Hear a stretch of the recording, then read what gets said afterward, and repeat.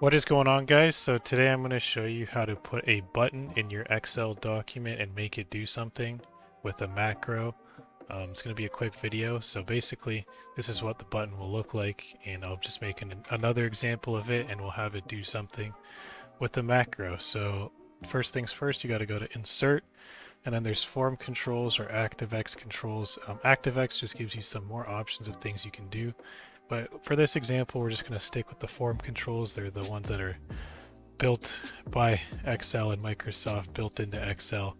Anyways, so I'm creating a new button here, and I'm going to want to create a new macro for it because I want it to do its own unique thing. So we can call this my button. And remember, this will have to be one word because this is going to be the name of a function that's called, and function names have to be one word. So that's my macro name. I'm going to click New, and then it's going to bring me into Visual Studio Basic for Applications, or VBA, and then we can write some VBA code in here and have it do something. So another way to go into VBA is, like, I can close this out and you can go to the Developer tab. If you don't have this set up, I have another video, but you go to Options, Customize Ribbon, and then you find it here and just select it. So you go on the Developer tab and you click Visual Basic and it'll open this back up. And yeah, let's have this button do something. So we see sub my button click. This is the function that's called when that button is clicked. And now I'm going to add something. So I'm going to select a cell and then I'm going to change the formula for it. Let's do something like this. Actually, you know what? Yeah, like this.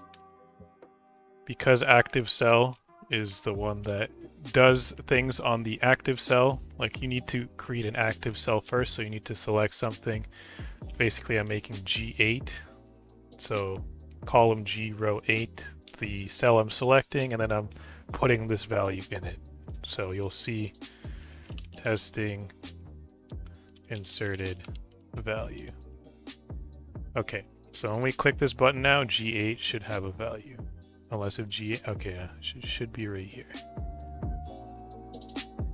And just like that, clicking the button now does something in Excel. So you can also record a macro, and, like, let's say we call this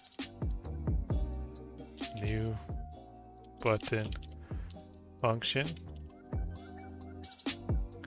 Okay, so I'm going to record inserting here, inserting here. Okay, stop recording. And now when I go into this button and I right click, I can assign a different macro to it. And I created this macro that I recorded, so I can do new button function because that's what I called it.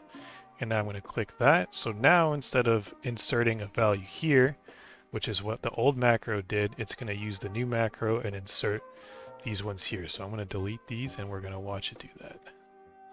Boom, just like that. So that's a way of either recording a macro and tying it to a button, or writing your own code and tying it to a button. So that's two ways.